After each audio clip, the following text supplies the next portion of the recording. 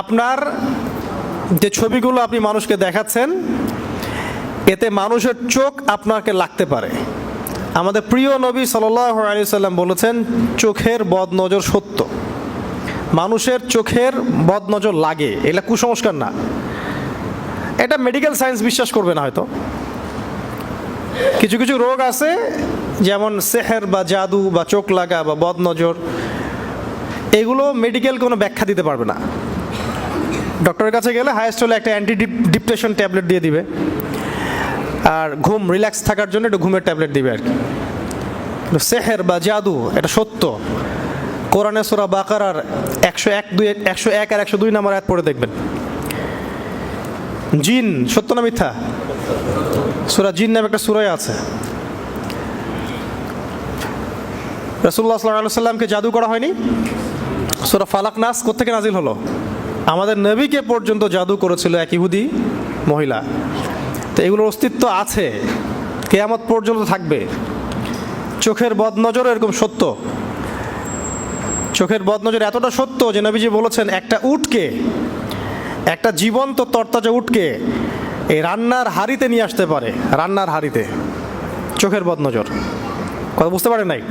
মানে বদনজর দিয়ে উটটা মারাই গেছে শেষ পর্যন্ত, পরে ওটাকে জবাই করে রান্না করতে হয়েছে।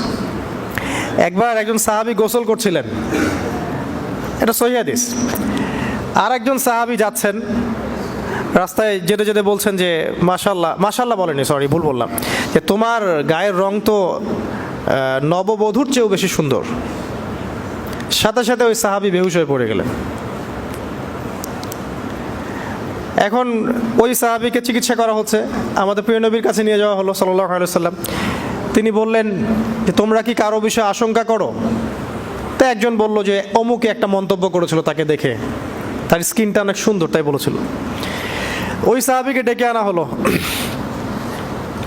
এবং নবী সাল্লাল্লাহু আলাইহি ওয়াসাল্লাম নিজে খুব ধমক দিলেন, রাগ হলেন। রাগ হয়ে বললেন যে তোমরা কি নিজের ভাইকে মারতে চাও? আপন ভাইকে মারতে চাও, হত্যা করতে চাও? সাহাবী বলছেন, না অবাক, আমি তো হত্যা করতে চাই, কোথায় হত্যা করতে চাইলাম? আমি তো খালি বললাম যে ওনার গায়ের রংটা অনেক সুন্দর। নবী সাল্লাল্লাহু আলাইহি ওয়াসাল্লাম বললেন, যখন কোনো কিছু দেখে তোমাদের ভালো লাগবে তখন মাশা আল্লাহ কেন বলো না, বা সুবহানাল্লাহ কেন বলো না? তো আপনারা মাশা আল্লাহ এবং সুবহানাল্লাহ সংস্কৃতিতে অভ্যস্ত না সেলফিতে অভ্যস্ত?